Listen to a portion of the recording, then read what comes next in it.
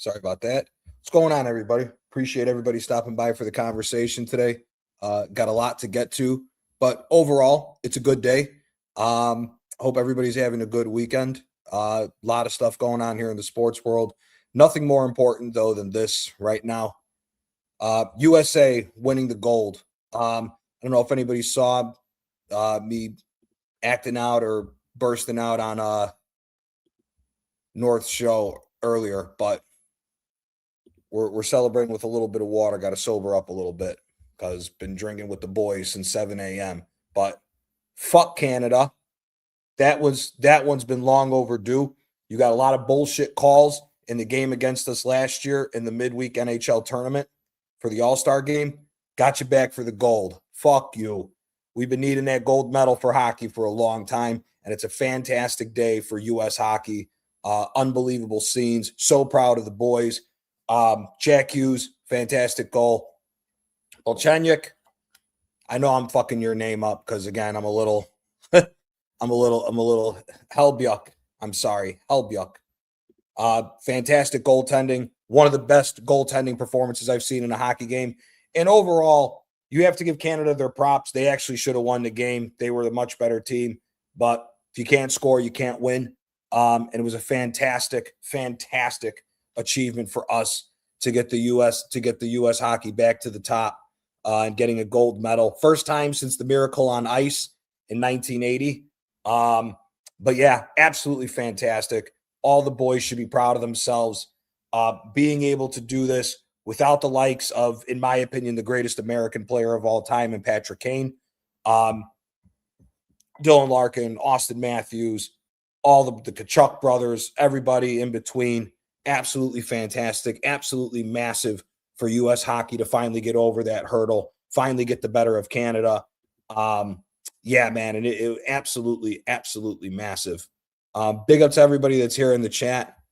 We will be covering this, Wahaha. We will be covering that, especially now that Milan lost. Inter, they're about to run away with it. Mr. Pods, it's actually funny that you put this. I'm going to bring this right back up because this is my next topic of discussion for this. Chicago Bears. A lot of people have been blown away by what's going on right now, that the Chicago Bears could actually be leaving Chicago and be relocating to Hammond, Indiana, which is only about a 20-minute drive from Chicago. But let's get into this. To Stephen A. Smith and all the other people that are trying to stick their nose in and say how bad or what's going on with the Chicago Bears shouldn't be moving. Stephen A. Smith, stay to fucking New York. You don't know what the fuck you're talking about. And majority of you fucking idiots on ESPN don't have anybody from Chicago to actually talk about what's going on. And not only for Stephen A. Smith, but all you idiots on Fox News that are trying to turn this into a political situation, shut the fuck up. Because crime's got nothing to do with it, with what's going on with the Chicago Bears. You guys need to mind your own fucking business and learn to shut the fuck up. This topic is a very complex situation of what's going on with the Chicago Bears.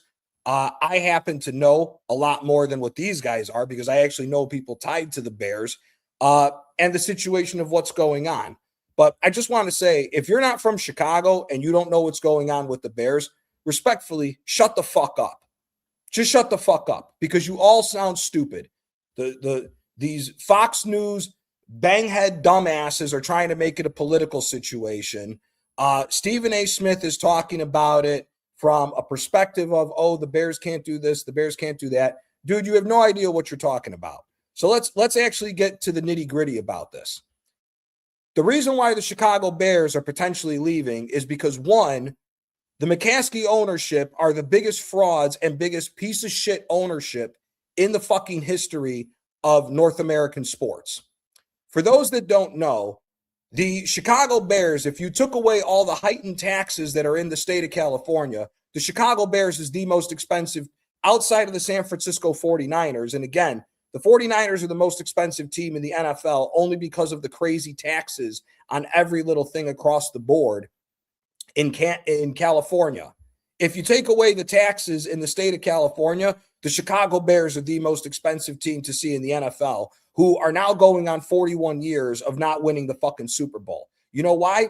because the McCaskies are in the business of business. They don't give a fuck about the fans, never have. They busted up the 1985 team. For those who don't know, every year the NFL puts on a poll to ask who's the greatest football team of all time, and everyone always says the 1985 Bears. What everybody in the news media fails to talk about is the McCaskies are the cheapest piece of shit fucking owners that for 41 years have been bleeding the Chicago fan base dry. No, Mr. Pads, the 1986 Super Bowl took place in there. The 85 season is where the Bears did that. But however, the McCaskies busted up the team immediately because they didn't want to pay the money. And that's been the history of the McCaskies since we won the Super Bowl in 1986 from the 1985 season, and has not changed. Everybody was getting hype about the Bears. The Bears have one good year, then they're shit. Then it's always talk about another rebuild, and it just goes on and on and on and on. The problem at the end of the day is it is a multi-phase problem. One, the Chicago Bears owners are expecting the taxpayers of Cook County to flip majority of the bill for a new stadium to stay within the city of Chicago. The owners of one of the top three most profitable NFL teams in the country are claiming that they're broke, and they want the taxpayers to flip the bill for the Chicago Bears to stay in Chicago. You know what? Go fuck yourselves. My tax dollars should not be having to go to pay for your fucking problems when you guys generate so much money. Let me break down to you how masterful the McCaskies have actually got this whole thing set up. The Chicago Bears play in the smallest NFL stadium by a country mile. Soldier Field is the smallest stadium in the NFL. However, and they only hold 64,500 people. However, they don't own the stadium. The Chicago Bears rent the stadium from the Chicago Park District, which is part of the overall Chicago, of all of everything that's controlled by the politics of Cook County, also known as Crook County. Okay?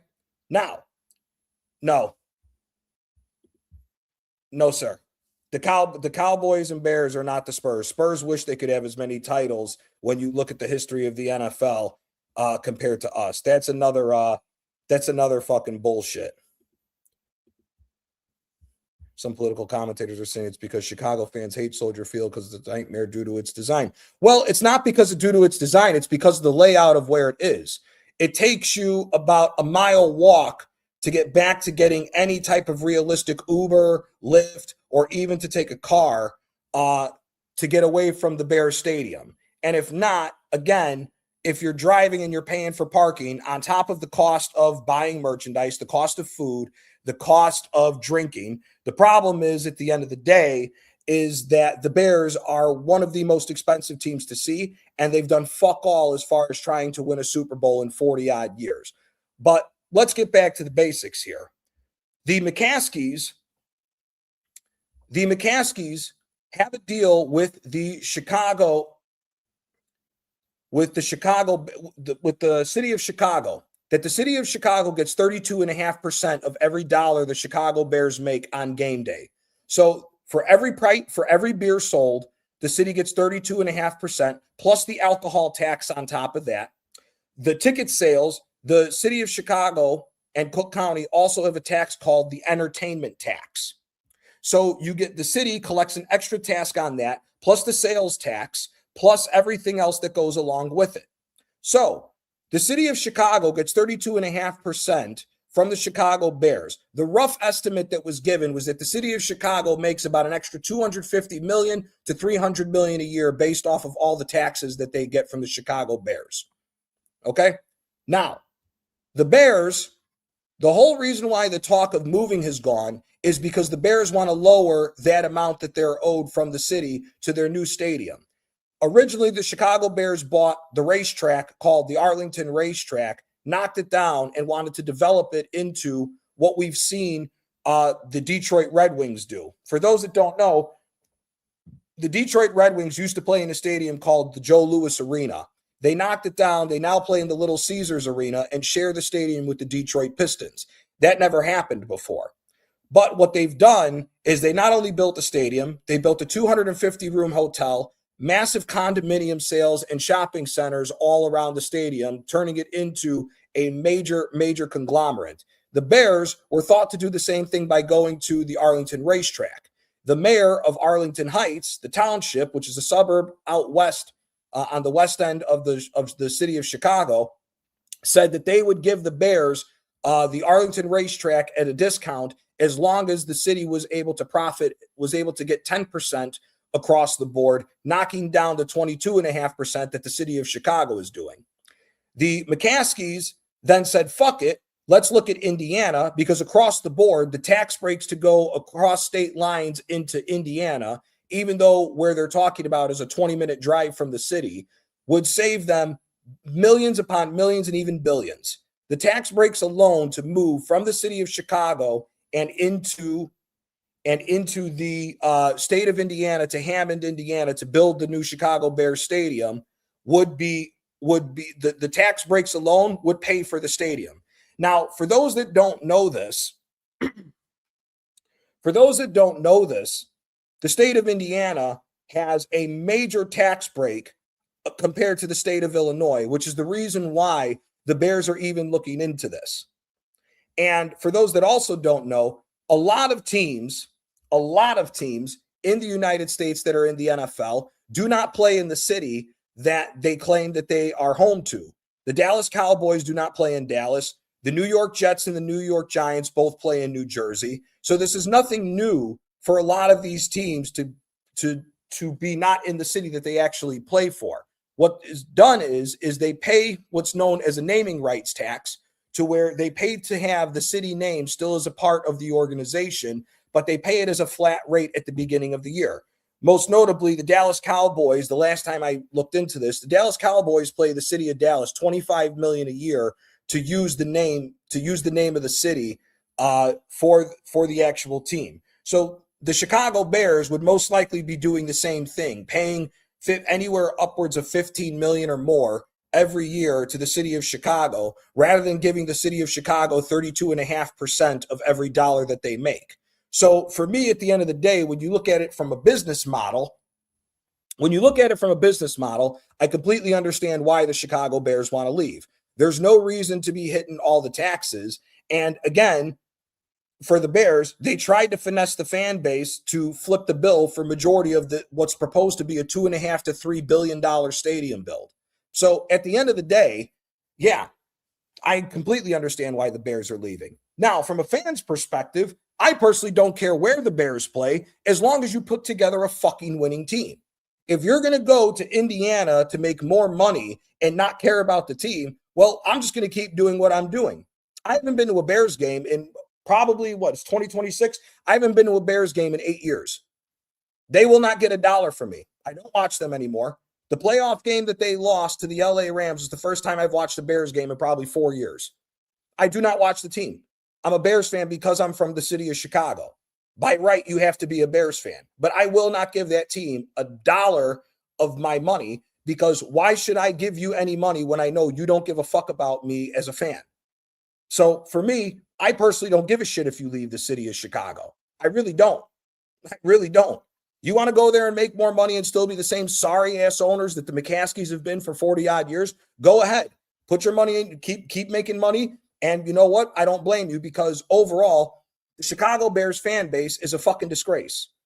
We are the second most historic team in the NFL. We have more Hall of Famers in the NFL Hall of Fame than any other team.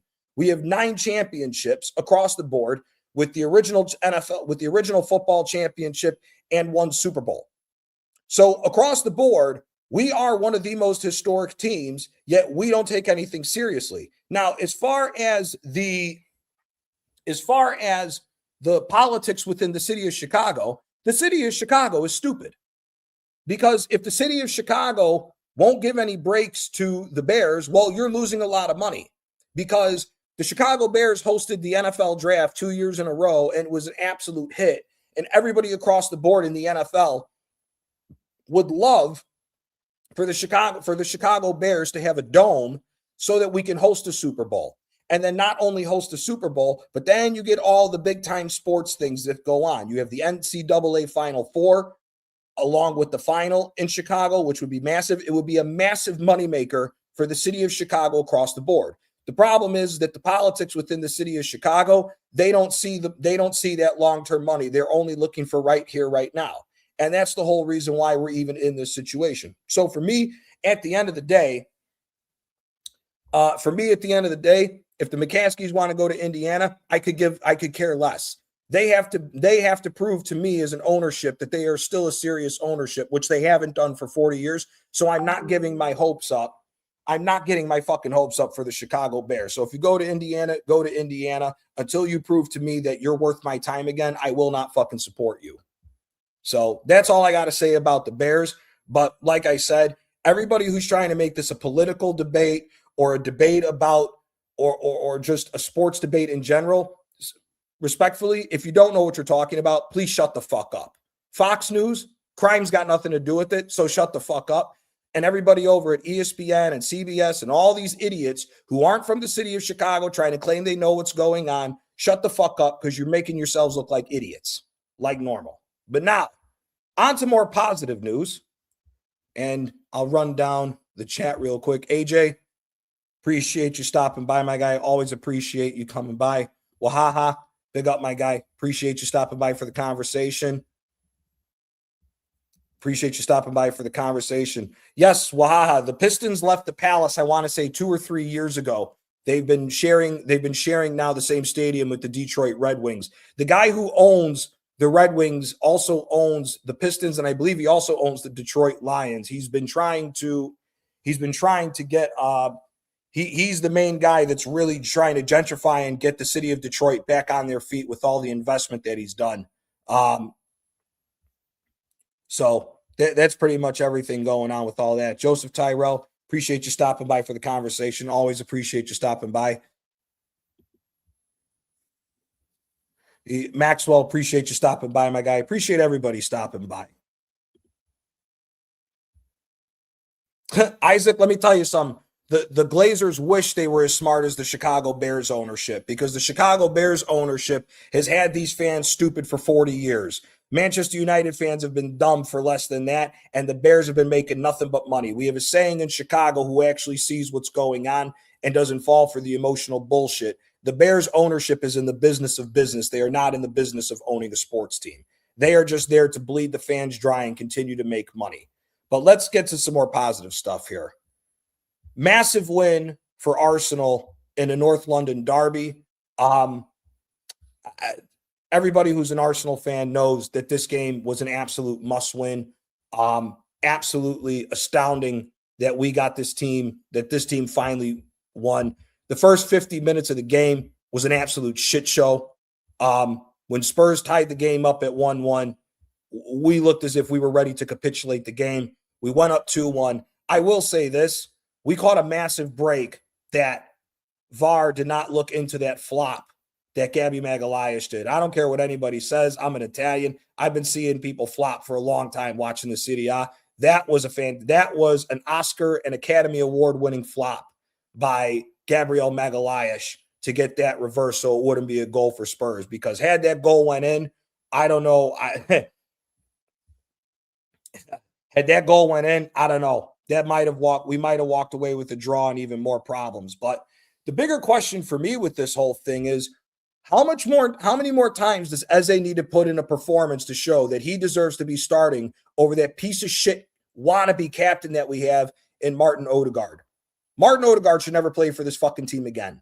I'm sick and tired of having to say this over and over again.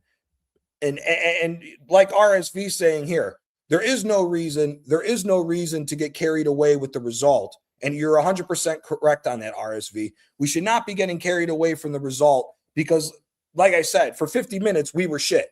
Declan Rice, brother, you better shut the fuck up.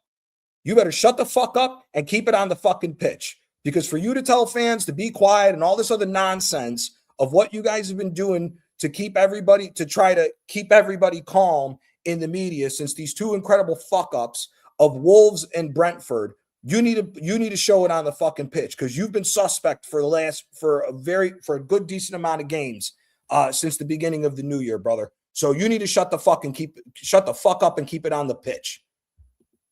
I like that, AFC. Easy like Sunday morning. You're fucking right. Fuck Spurs.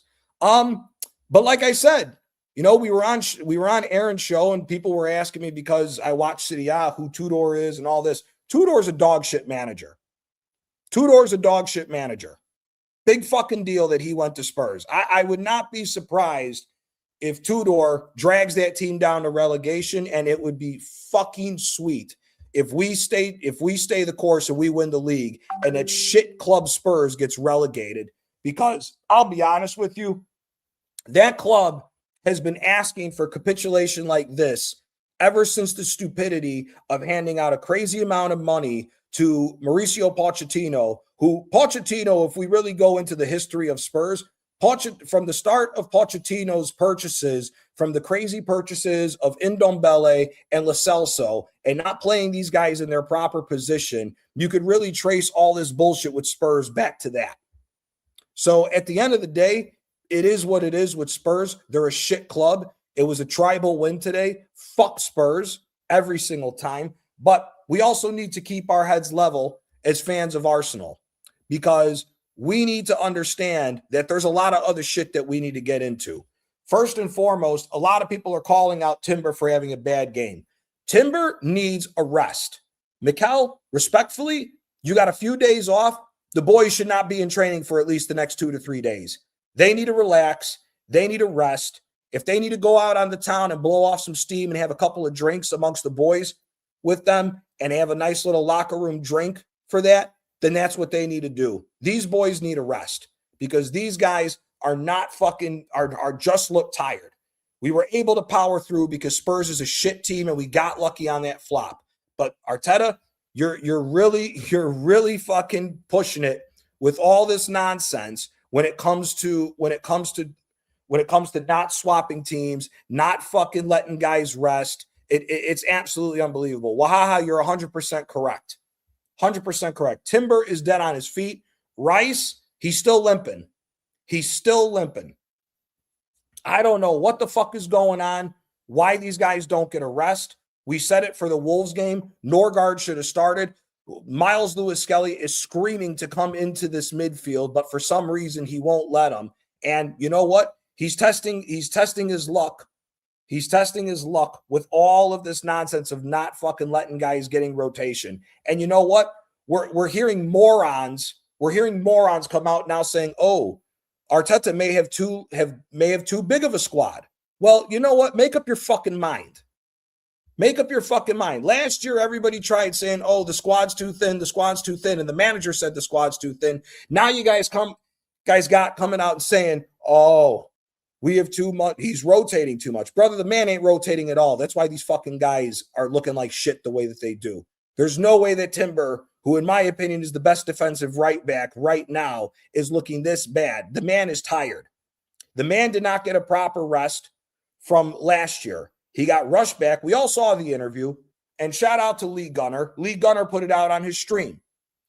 He could barely walk in the game against PSG, and Arteta still forced him onto the pitch to play. Him and Saka have not healed properly since their injuries from last year, and they need to get a rest. I know Madueke is shit, and trust me, I'm not a fan of his, but you got to let these guys play. You signed them for a reason, for more squad depth. We need to rotate. Guys need to be able to breathe. These guys are sucking in wind at every chance that they can, and it's not that good, man. It is not good. Roma just went ahead. Fucking great. Fucking great. Oh, we'll be. Don't worry. We're gonna chef up. We're gonna chef up Napoli because Napoli's got some explaining to do, and so does Conte's bitch ass. So big up Zir every time. Appreciate you stopping by. Yeah, he did okay, but the problem is that the bar for somebody being okay right now is so low it doesn't fucking matter. You know, like Declan here saying, Timber needs to sit down. He needs a rest. So does Declan Rice. If again, the Wolves game should have been a game where you see a lot of these other teams where if they do have some injuries and they need to give guys rest, they bring up the youth academy kids. We need to consider that right now. Guys need to be looked at. There was just a post on Instagram that I seen that now all of a sudden the higher ups at Arsenal are talking about getting rid of Calafiori because Calafiori is questionable with all these injuries. I don't know how true this is for it, but if it was up to me, I would say fucking get rid of him. He's a fucking bum. I've said this for a long time. I said this to anybody who asked me about it when they said, "Oh, how was he in Serie A?" He's shit. He's shit. Calafiori being gone from Bologna made a 6-point difference as far as Bologna was 6 points less but won a Coppa Italia. Again, I say it all the time. If it wasn't for the politics in Italy, if we had people who actually had a fucking backbone and wasn't scared of continuing the bullshit politics that FA has done for eons, Calafiori would not be on the team. So it is what it is with all that. So I'm not really concerned by it. Do you hate the Lions or the Packers more? Packers. That's not even up for a debate. The Detroit Lions are kind of like Spurs. They ain't won in God knows how long. They got a new stadium 10 years ago. It is what it is. The Lions don't faze me. You know what? The Lions play on Thanksgiving, and historically we've always had a joke. We're thankful that the Lions play on Thanksgiving because we can fall asleep halfway through the game and we know they're going to lose. So it is what it is with the Detroit Lions. I can't stand the fucking Packers. Fuck the Packers. Fuck Green Bay every time. Feel sorry for Loftus-Cheek. Loftus-Cheek, he's an okay player, but it is what it is with him. Yeah, Como with a great big up Chronic for stopping by. Yeah, Como with a great result. Absolutely. Cesc Fabregas doing his thing. He is doing a little bit of a madness with this changing of the formation from going from that 4-2-3-1 to this weird 3-4-3 that he's been playing. I don't really understand Nico Paz playing as a false 9 or center forward right now rather than him playing as a number 10, but he's getting some results and good for him. The story with Como right now has been pretty good. And you know what? It's one of the few positive things going on in Italy that we're having some other clubs now having glimpses of brilliance in the league, because there's a lot of things that are wrong with the Serie A. And yeah, that's what I see. Would you take the right back at Calgary that everybody? No. Why? Again, this is a question for everybody. Since when has it been okay to do these little, let's hype up a player for 1 year? It's Cagliari. Let the kid move up to a bigger club like a Lazio, like a Roma, like a Napoli. Let's see when there's actually pressure on you. When you play for Cagliari, there's no pressure on you. There is no pressure on you playing for Cagliari. It's a shit team. And fuck Cagliari because that's one of our rivals because they hate us. Fuck Cagliari. The right back, no. Again, I've said this time in and time again. Arsenal needs to stop looking at these little bullshit little players on these teams that play well when there's no pressure on them. They need to look at players who are playing on bigger teams where there is an expectance around them and to win trophies, because that's what the standard of Arsenal should be. Not these guys of, he had a good year. Let's see if we can get him. Brother, give him another year or two. Let's see him actually prove himself. If we really got all this money, if this club's really got the money bags like all these fans say we do, then let's fucking wait, shell out a couple extra dollars, and go get the guy when he's proven on a better level than just waiting for, let's go get another youth, and then bam.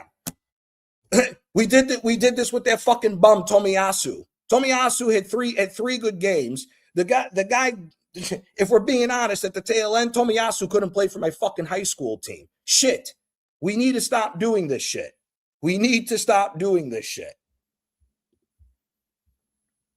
Yeah, exactly. Black Crow, exactly. The Lions have had a blip where the last 2-3 years they've been an okay team. Besides that, dog shit. Are the Patriots in 2000s, 2010, Cowboys and Broncos in the 90s, and Chiefs in recent years, would you say are the most corrupt with refs giving them everything in their favor? No, the NFL entirely is corrupt. It's corrupt. If you go back and look at the NFL, every time a major player has announced that they're retiring before the playoffs, miraculously, they get to have the storybook ending of getting a Super Bowl. Happened with Ray Lewis, happened with fucking Peyton Manning, happened with a ton of different guys. Tom Brady ended up doing it as well. The NFL is about business. It is the biggest sports conglomerate there is. That's why the Premier League is so PR, because they're trying to copy the NFL. They want to one day reach the amount of money that the NFL is worth. They're just not going to do it, because while the NFL is worth anywhere between 20 to even upwards some years of 27.5 billion. For 27.5 billion, the flip side of that is this: the gambling money, both illegal and legal for the NFL, trumps the Premier League any fucking day of the week. In fact, the illegal side of gambling just around the NFL in the United States is probably worth more money than the fucking Premier League makes, if we're being honest. But that's a conversation for another day. Yeah, the NFL is a reality show. It's been a reality show. The NFL for the last 10, 12 years has been nothing but actually going all the way back to when the Ravens won in 2012. That was the last time that was the first start of the reality show of the NFL. Since then, the NFL ain't about the sport. It's about this. It's about the money. Same thing with the Premier League. Same thing with all these other conglomerates. Same thing with the NBA. Same thing with fucking with baseball. The only sport that has gotten better is hockey. Hockey's the best it's ever been. Yes, the fighting has gone down a little bit, which does suck, but the fighting happens when it's not on a nationally televised game. But if you're talking about the skills of the players and everything else, hockey is by far the best sport, the only sport that has gotten better through the years. NFL's goat is a cheat. Yeah. Well, there's a lot of other guys that are great players that cheated as well. The NFL just doesn't like to put it out there because they don't want anybody tampering with their product because it's worth so much money. Thank you so much for everything. Oh, AJ, don't worry about it, brother. Always appreciate you stopping by for the conversation. I'm going to have to get you on the show one day. We're going to have to do the 11 that you would pay to see. Jay Lux, appreciate you stopping by. Appreciate you stopping by for the conversation. Finally, Alcaraz gets a bit of service. That's all I've been asking for. If he fails, when you feed him, I can't defend him. But facts. And this is an uncomfortable conversation that a lot of these top gooners don't want to have. A lot of these top gooners were talking about, we need Havertz back. We need Jesus back. I find it amazing that guys want players to come back into a team when they've proven that they ain't worth a fucking thing. Havertz, Jesus, and all these other fucking bums have proven year in and year out that they ain't it. And the fact that everybody is keep arguing, oh, Alcaraz sucks, da-da-da. Brother, I'm sorry. If you watch one of these doctored up highlight reels where you think Alcaraz has a great first touch, you're smoking crack. It's trash. Alcaraz is a fox in the box. You put the ball in the box, he should be only having one touch, and that's the actual fucking shot. If we provided passes on the ground, around the penalty box area, around the penalty spot for Alcaraz, I guarantee you, if you did 5 of them a game, the motherfucker's bagging at least 1, most likely 2 a game, and we'd walk the fucking league. The problem is this dickhead manager is still trying to overcomplicate shit, and he's lucky that Spurs was a dog shit team and fell apart after they got that goal called back. Because, again, we got lucky that Gabriel Magalhaes pulled off an Oscar performance. Because if that got looked at, let me tell you something. If I'm the ref, that's not a foul and that's a goal. So you got to call the bullshit out no matter what. Yeah, hockey is the only sport that's remained genuine. And like I said, the overall quality of the players, the technical ability nowadays for hockey is 10 times better than what it used to be. 10 times better what it used to be. There isn't as much bruisers like there used to be, but the goals and the skill level with the puck is unbelievable nowadays. Yeah, Matthew, both Tkachuk. The Tkachuk brothers have been phenomenal. Oh, yeah, Nathan McKinnon, listen, he missed the goal. Nathan McKinnon didn't get where he needed to go for some of the goals in this game, but Nathan McKinnon and the Colorado Avalanche are unbelievable. Funny enough, the Colorado Avalanche is owned by the Cronkies, and the Cronkies did the same thing, ripped up a ton of shit with their team, and now they've built an amazing team that's gotten over the line. So, again, we'll see what's going on. Yeah, same thing. Exactly, Lux. Exactly. If Alcaraz could be given service regularly, ground crosses, I say it all the time. The game against Brighton where Saka put the ball in and Martinelli shot it and sent it out of North London, sent it out of the Emirates. If that ball was given to Gyökeres 5 times a game, he's burying definitely 1, possibly 2 goals a game, and we walk this fucking league. This league is shit. City has been trying to give us the trophy the entire time, and these motherfuckers have been finding a way to capitulate. It's nonsense. It's absolute fucking nonsense. It's absolute nonsense. I've said this time and time again. The Wolves game should have been looked at as a mere bump in the road. We still have a 10-point plus lead over on City, and we should not have been panicking the way that we did. Yesterday was a great win. City still has a game in hand to where they can put it within 2 or 3 points. We need to build off of this win and build a bigger buffer between us and City so that when that game comes in the Etihad, that if we lose that game, it doesn't matter and we're still far enough ahead to where we can go and see ourselves over the line. That is 15 goals now, but But again, Declan, he hasn't been getting service. He may score 20 goals in all competitions in spite of the manager's horrific fucking decisions on how we play. Gianni Canada's our dogs. You're fucking right. The bald eagle tore that Canadian goose's ass up. Fucking been dreaming to see that. What's the deal on Saka injury? No idea, and I'll be honest with you. I said this on Aaron's last call-in show. Shout out to Aaron Talks Arsenal every time. That's my fucking brother. Anybody who hasn't subbed to Aaron, go and sub to him. He's fucking awesome. The Arsenal OGs on Mondays is one of the best shows on YouTube. Go support Aaron. And quick side note, don't listen to this bullshit with one of these idiots who's trying to call out Aaron for some fake nonsense. Aaron's a real one. I wouldn't have the platform to be able to speak to you guys if it wasn't for Aaron. So, no, I'm not going to fucking say anything bad about Aaron. Aaron's a good fucking dude, man. Good fucking dude. That's my boy. Hopefully when I'm in Europe over the summer, I'll be able to make a quick little trip to London over the weekend to actually meet my guy in person for the first time. But, yeah, man, Aaron's a real one. I don't allow anybody to disrespect Aaron. But as far as Saka, you know what? It is what it is. And an uncomfortable conversation a lot of these Gooners are going to have is that Saka is going to be potentially the next Aubameyang and Ozil. Because if this guy can't stay healthy and he can't do anything and his career just starts going down the drain, 300,000 pounds a week is another fucking kick on the chin that we got to take because this guy is just not fucking living up to where it was. And again, the bigger thing is we rushed him back. He should have never came back last year. He should have stayed on the bench, healed up, and you ran it back this year. He's been shit since we rushed him back.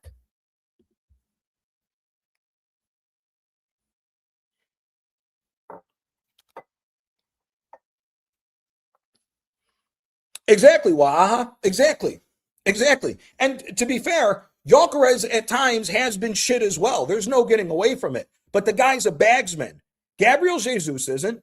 The funny thing is we need Jesus back as a striker. Gabriel Jesus' best position at Manchester City was on the wings, not as the false nine. Havertz has been a dog shit false nine the entire time he's been playing it. Let's be real. Havertz's best years was at Leverkusen when he was a number 10/secondary striker in that formation that Peter Bose had for him. That's it. The guy is living off of that one Champions League final goal for Chelsea. Why? I don't know. Havertz is shit. Do you like UFC? Yeah, UFC is decent. I prefer boxing because I grew up on boxing. I do appreciate the UFC, but boxing is more of my sport, although it's absolutely sad where boxing is gone. Are you a Bulls fan? And by any chance, in case you follow basketball, I've also heard that they had refs in their pocket in the 1990s. The Bulls and game fixing is a funny story, which I will tend to that in a different at a different time. But yes, basketball again, rigged sport. People don't know the extent of it. People don't know the extent of how much influence the mob actually had in basketball up until about the early 2000s. But that's a stream for a different day.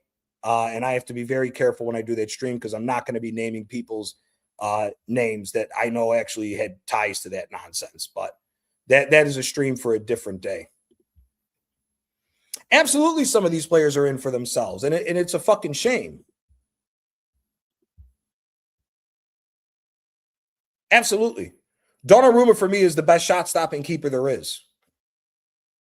Best shot stop. He's been the one that's been the most consistent. The guy from Dortmund was looking good. I mean, actually, let me take that back. Donnarumma is a good shot stopping keeper. I don't know if I'm taking Donnarumma over Thibaut Courtois. Courtois has done it multiple times on the massive level. Donnarumma just got over it with PSG last year. We need to see more of Donnarumma. But what I will say about Donnarumma, if they kept Ederson and never signed Donnarumma, the league would be over, even with as shit as we've been this year. Because if Ederson was the goalkeeper for City, City wouldn't even be in a title race. Roma 2-0. It is what it is. It is what it is. Big up, Darren. Appreciate you stopping by for the conversation. Yeah, I mean, it is what it is, man. Yeah, it is. It is. The Premier League is bullshit. Most overhyped fucking league there is. I watch better games across the board in the Serie A than I do in the Premier League. Than I do. It is what it is. I would trade Saka and money for Olise in a heartbeat. 100%, but Bayern Munich ain't that dumb of a club to fucking do that. Scanned it. Yep. Not lying about that. Martin Tapp, big up to you, my guy. Big up. Big up, big up, big up. Who's your favorite to win NCAA this March? Arizona. UConn and Arizona to me are the two best teams that are going to go for it.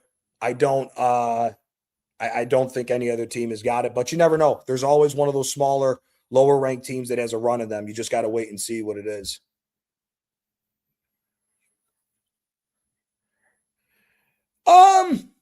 You know what? When it comes to boxing, there's Tommy Hearns is a great fucking boxer. I'm not from Detroit, so I'm not going to say that I am in tune with Detroit boxers like that. However, as a fellow Midwesterner, I root for Midwest guys. If guys come out of Cleveland, Chicago, Indianapolis, Milwaukee, or Detroit, I'll root for them because the Midwest is the most misunderstood area in the entire United States about being completely different than the West Coast or the East Coast. So I always big up the Midwest guys. So Nike rigging NBA against not because of. Well, the NBA has been rigged far before that, and Nike had nothing to do with it. It was more so the mob. But again, that's a conversation for a different day. Big up Quaja for stopping by. Yeah, Ederson is an overrated keeper. Big up Darren. Big up Darren every time. Big up Darren every time. We need a new kid. I mean, do we need a new goalkeeper or do we need a manager to tell the goalie to stay in the fucking net? I mean, I'm sorry, man. This is basic elementary school shit. The goalkeeper is supposed to run the box. The goalkeeper is supposed to run the box. Okay? The goalkeeper is supposed to be the guy commanding the back line whenever the ball is in the air, whether it's a corner kick, whether it's a long throw, at least, or a free kick. That's the way I was raised. That's how I was taught. If the goalie comes out and says mine, you get the fuck out of the way. So I'm sorry. I don't think if Riot came out and said mine to Magalhaes, that goal that went in was Magalhaes' fault, but also that fucking pussy Calafiori for trying to dodge out of the way from taking a fucking nut shot. So at the end of the day, again, I don't know if you're going to get that many better shot stoppers than Raya. For me, it's more so on the manager to tell the fucking goalie, stay in the fucking net. Stay in the net and command your box. If you ain't got the balls to command your box, then yes, get the fuck out and get a different fucking goalkeeper. Yeah, AC Milan, but I'll tell you right now, AC Milan is like the Italian version of Arsenal. They just had their second loss all season. They have, I think it's 10 draws. Let me pull this up real quick. 9 draws. 9 draws for AC Milan, 2 losses the entire game. They lost to Parma. I mean, we'll be getting into the Serie A here shortly, but I'll be honest with you guys. For Arsenal, we need to be very happy at the fact that we came away with this North London derby. Drop points, whether a draw or a loss, would have been absolutely catastrophic. However, we need to take this and keep pushing forward. We need to keep pushing forward. There's no debate on this.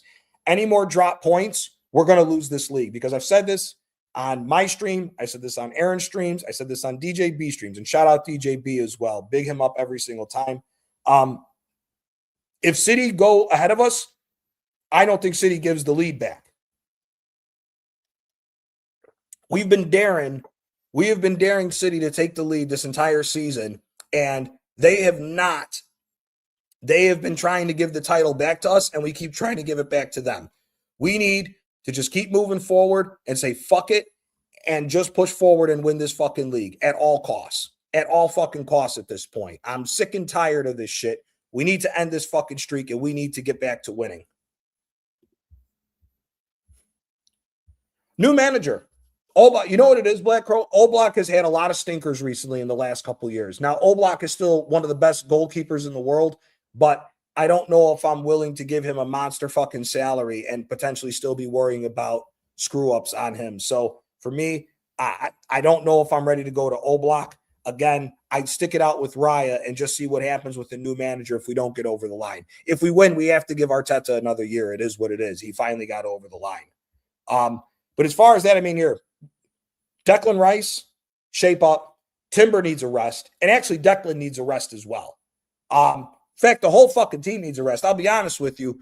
We got a decent time off. I wouldn't call the players in for training for maybe 2 days. Let them chill. Let them chill the fuck out. Let them chill the fuck out. They need it. They need it.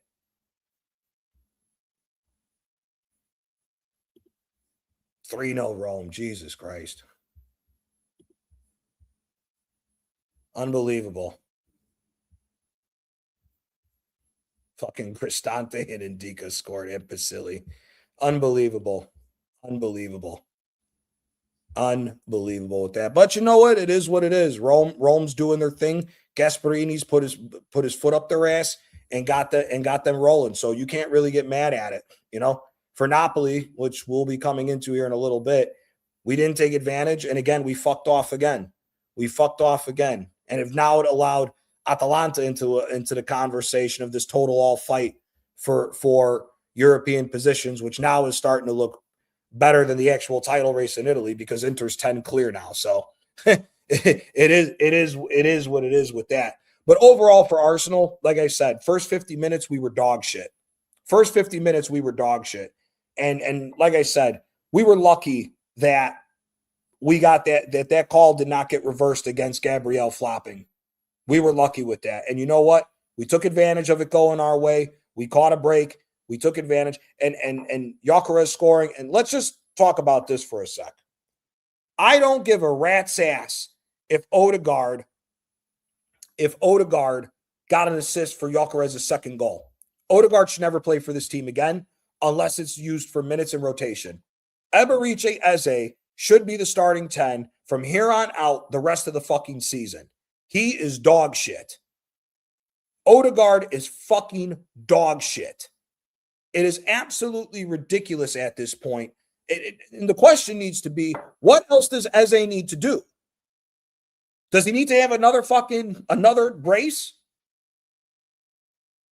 I mean, what is it now? I think, what's the total aggregate scoreline? 8-2 against Spurs this year. 5 of those goals were Eze. The fuck else does he need to do to prove himself that he should be the starting 10 for this team? Odegaard is fucking useless.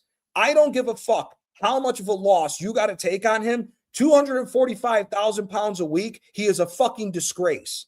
He needs to go. Odegaard should only be used for injury minutes at this point to just get over the line. If we're beating a team 3-4-0, then you take Eze out and you put Odegaard in, or you put him somewhere, or you take Zubimendi out and put Odegaard in to get some of these guys some fucking time to breathe and relax.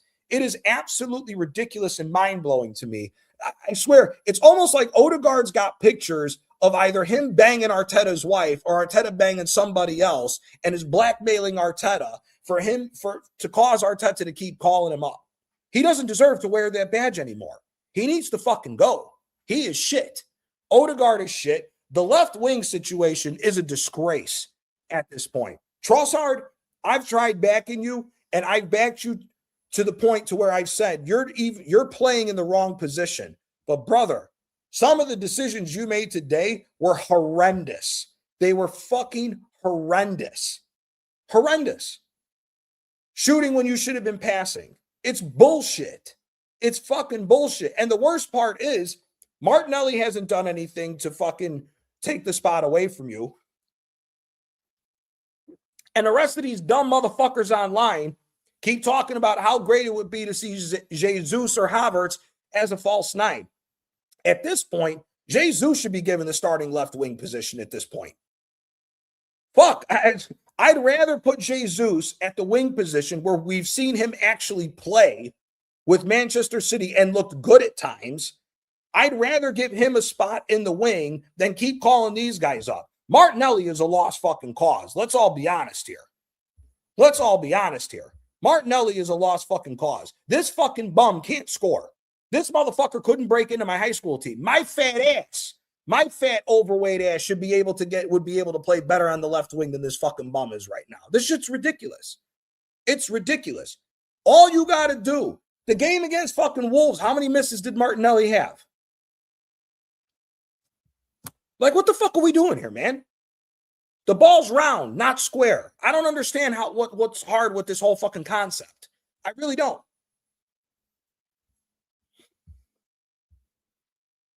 You know what? At this point, Joseph, I would even be willing to entertain that because that's the next person who I was going to get to. What does Miles Lewis-Skelly have to do to get into the midfield? Because he's not a left back. And like I said, there was some fucking shit. Let me look it back up on Instagram real quick, guys. Because I saw it on Instagram. I saved it. It was talking about that Arsenal's ready to move on from that fucking bum, Calafiori, or maybe I didn't save it.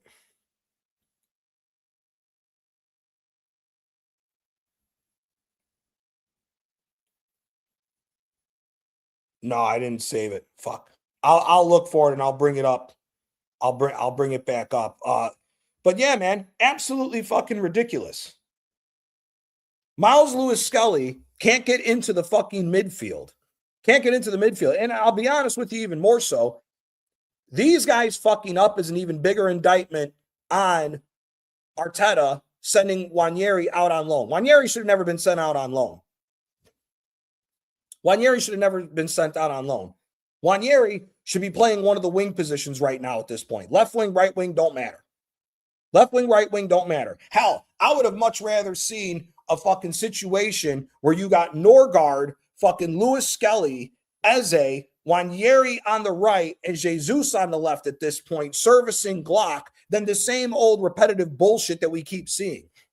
Facts, Black Crow.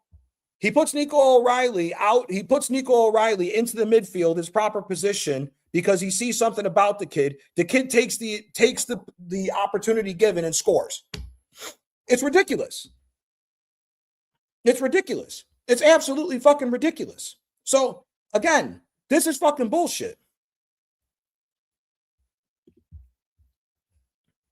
Chronic, which Rio are you talking about? For the Rio that can't get in. Are you talking about the young winger for Liverpool? I mean, listen, man, Slot's being shown that he was a fraud and got lucky. And I'll be honest with you, the reason why we're seeing Arsenal and what Liverpool did last year in Guma. Okay, so it is that young kid. Yeah, it's the bullshit of these stupid fucking managers. These managers are trying to go against the grain from what we've seen for over 100 years in the history of this sport. Slot, the only thing that he got right was that he kept Salah further up the pitch to have an emphasis in the offensive phase of the game, because how many times have we seen throughout the history of Klopp's time that Klopp did the exact same thing? That heavy metal rock and roll football, he ran the team into the ground, and when it counted most, that team was gassed. And it's also because Liverpool didn't have the spending power like City did and didn't spend anywhere near the amount of money that Arsenal did when they were running through their phase. Now, people say, oh, Klopp got $1 billion. How much of that money came to rebuild the midfield after they ran the fucking midfield into the ground?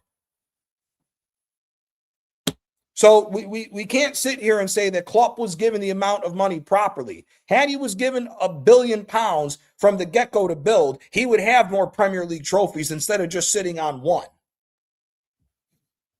But, it is what it is. Slot's going to be gone. And let me tell you something. We don't win this year. You better watch out for Liverpool as well. It's not just City we got to watch out for. It's Liverpool as well. Because if those two teams get competent managers and City somehow fucks their way to the fucking top and wins a fucking title. It's absolutely ridiculous. Big up, DG. Appreciate you stopping by for the conversation. Appreciate you stopping by, man.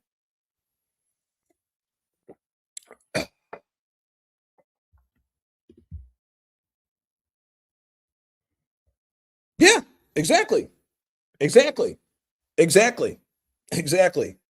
Pep, nobody's got a guaranteed spot for Pep. Pep has it to where everybody's got to be killers, and you got to fight each other to get that spot. Arteta, blind loyalty. And the blind loyalty has fucked us the last 3 years. And this is what I mean by this manager needs to straighten up, because City's giving us this title on a platter. The only time City gave Liverpool the title on a platter was the fucking COVID year, and Liverpool deserved that fucking title. And much to what all these other fucking idiots say, they try to disrespect and take it away from Liverpool in the COVID year. Let me tell you something. That's hard. That's hard for professionals to be in there with no fucking fans in. A lot of people don't realize how tough that was to play. The level of football in COVID was actually good, and Liverpool deserved that fucking title, and there shouldn't be any fucking bullshit thrown at their way because they won it during COVID. They rightfully won it, and everybody else sat the fuck off.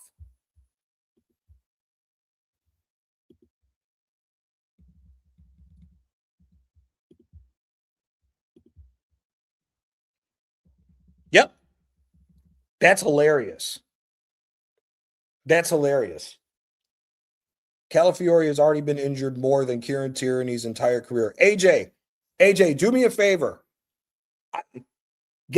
Show me, if you can, put in the chat the amount of days that Tierney was hurt for Arsenal, because Tierney was here for what, 4 or 5 years?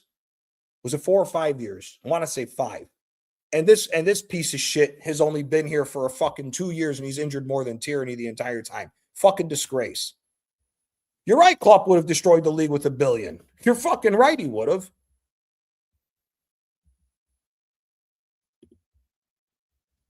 You see Juve get cooked back up. Bon, we're gonna get into the Serie A talk, but Arsenal, we'll end it on this fantastic victory to fucking come out and be able to put a buffer between us and City. But I do not want to see any more games with that first half performance. That first half performance was a fucking disgrace. It was a fucking disgrace.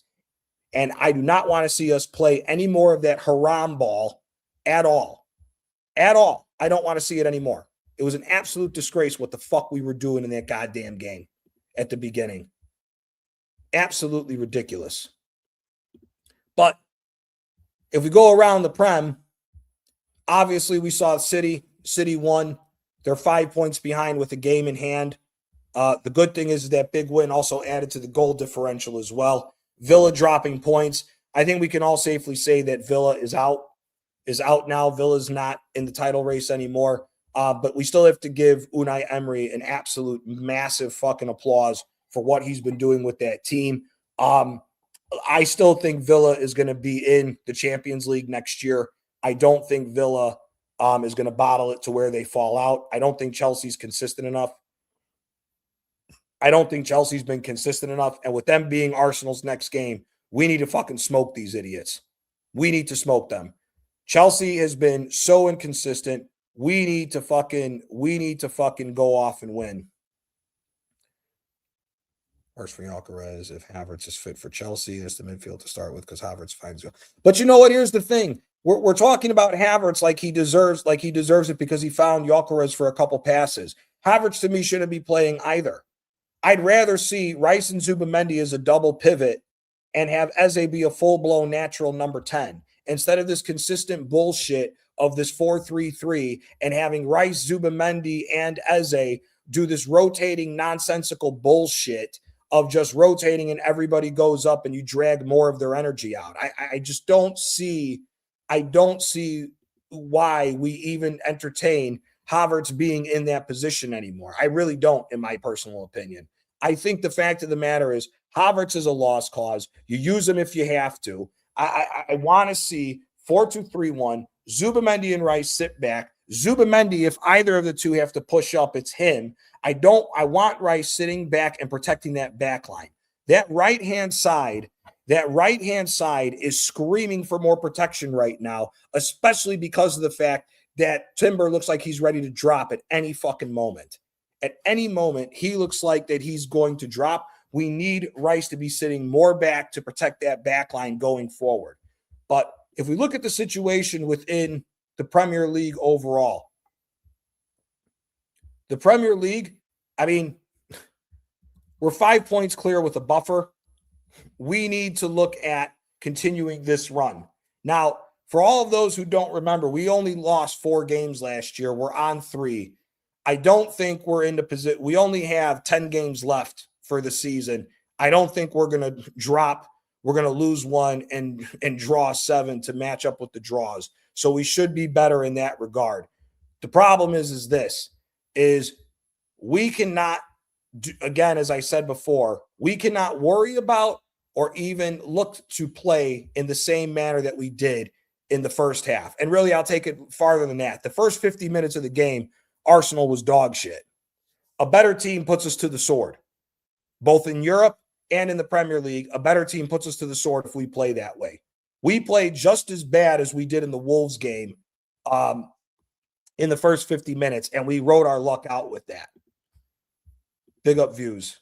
Big up Views. Appreciate you stopping by for the conversation, brother. Always appreciate it. Big up Views. If you haven't subscribed to Views, please go subscribe to Views. He's an absolute fucking real one. Talks facts all the fucking time. He's my fucking guy, man. Views, good fucking dude. Go subscribe to Views if you haven't.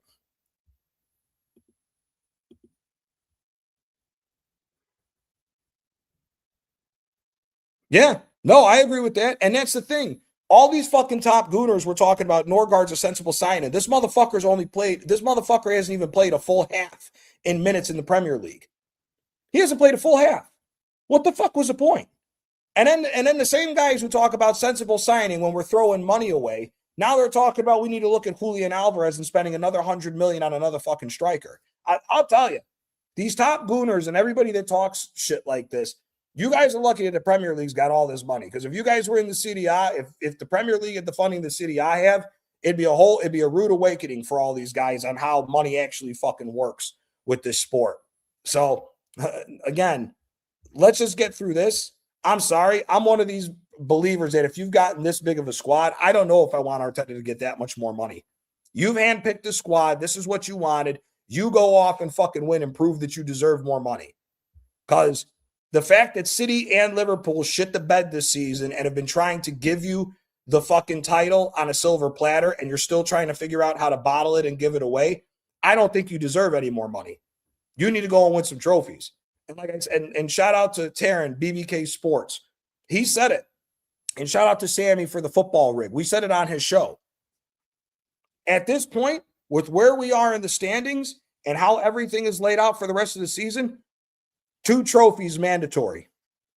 2 trophies mandatory by the end of this season. 2. Because let's be honest here. If we go into that League Cup final and we're behind City and City slap us and we walk away with nothing again, there is no excuse.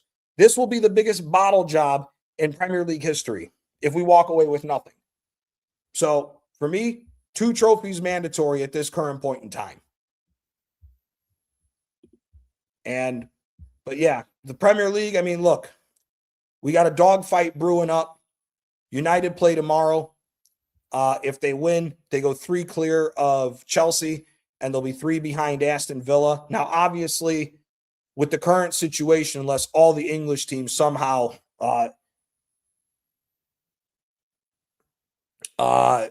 with everything going on, it looks like that the Premier League will get the 5th coefficient. So it looks like there will be 5 teams going in the Premier League this year, or 5 teams going to the Premier League, 5 teams going into the Champions League this year, which means it's going to get very interesting for that final spot. Liverpool has somehow managed to dig themselves out of a hole and are fighting for a Champions League spot, because I don't see with the fifth spot going up, it's going to be a dogfight between these guys to go up for this. Big up Paris Mandem. Biggest Paris Mandem every single fucking time. Appreciate you stopping by, my guy. Appreciate you stopping by. Yeah, we do got to take it game by game. That is a fucking stat. AJ, Thank you. I'm gonna put this up there. That is a fucking stat. That is also horrible as well. We do need to take it game by game, Quaja, but the fact of the matter is we need to fucking go ahead and get this. Chelsea won't get Champions League. Listen, Paris, it's the battle of shit right now. It's the battle of shit right now with that. Liverpool on paper should jump Chelsea. I had Villa being fourth place anyways this year. They're the favorites to win the Europa League. We'll see what happens. But for me, like I said, in my personal opinion, it's going to be an interesting dogfight. I think Chelsea made a massive mistake in getting rid of Maresca. This Rossignol guy is not it. I don't know how long it'll be before he gets sacked, but it is what it is. Yeah, I would take Anthony Robinson too over Calafiori. But yeah, man, I just don't see Villa falling out. I think they've gotten themselves enough of a buffer. If they do fall out, then questions are going to be asked about Unai Emery, although at the same time, you can't really question him because of the amount of what he's been able to do with such a small squad. However, I will say this, Daniel Malin's been balling at Rome, playing the false nine. He scored a couple goals, and yeah, it's another Premier League guy doing well, going to the Serie A, but you would have to question giving another you'd have to question giving up a guy when you have such a small squad and a thin squad when you need to try to make Champions League and try to win the Europa League. But it is what it is as far as that. Yeah, Chelsea were better with Maresca. 100% agree. We do need a left back in the summer, but the question has to be, has Nkapie done enough to win the left back position? For me, I think Nkapie has. Again, I think a better manager gets the better out of all of this team. Again, I don't understand why Nkapie, when we start to play out from the back, why the fullbacks are higher up the pitch than the fucking wingers are. I've never understand this. Never. Fuck no. Andy Robertson's done. I think he was talking about Anthony Robinson, the American kid that's over at Fulham, who right now he's the best American player there is. Him and Tyler Adams. Christian Pulisic has fallen off a cliff from where he was at in form with AC Milan last year. So Paris, that's a shout. I would take Lewis Hall as well. Calafiori, I would just tell him to get the fuck out of the club and figure out what you're going to do with him. If you buy him out or not, he's a fucking lost cause. Told everybody this when he signed for the team. He was shit at fucking Bologna. He's been shit here. He ain't worth a fucking thing. That too, Paris. Listen, my personal opinion, Rodgers is the perfect guy to get on the left wing. Now, some people you've heard some of these top gooners say, "Oh, Rodgers doesn't play left wing. Trossard and Martinelli are better than Rodgers." And I remember that because that was on Aaron's OG show that he asked me to be on. And yeah, I think, listen, Morgan Rodgers, drop the money on him. Fuck this Julian Alvarez $100 million. Spend your $100 million on Morgan Rodgers from Aston Villa. Get him to be the left wing. Have Eze be the new permanent starting number 10. I don't think this is hard to see. If the amount of times that Rodgers has given a perfect ball into Watkins and Watkins hasn't been able to score, Gyökeres would be on 25, possibly 30 goals this fucking year. And again, anybody who wants to argue the fact that, oh, Gyökeres isn't that good or anything else, brother, Gyökeres is showing you that he's scoring goals in spite of this dumb fuck manager.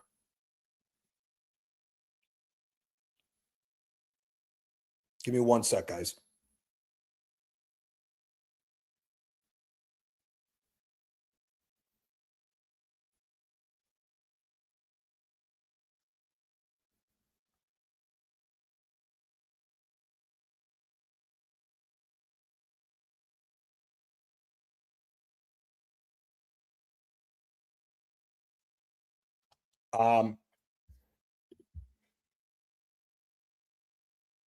I like Adam Wharton. I do like him a lot. But again, I think if you simplify the position and stop this bullshit, I think Zubimendi can suffice. However, I'll be honest with you. My personal opinion, if we're just going to start tossing money out there, go get me Tonali over Wharton. I'd rather see Rice, Tonali, and Eze as the 3 in a 4-2-3-1 and then spend the money on Rodgers out on the left wing. That's my personal opinion. I like Wharton, but I think Tonali's a better player than him. And again, Wharton has done well at Crystal Palace overall. At the same time, I'm not ready to spend that amount of money on a guy who hasn't really shown up. Yes, it's Palace. They won the FA Cup, and congratulations. You went on a cup run.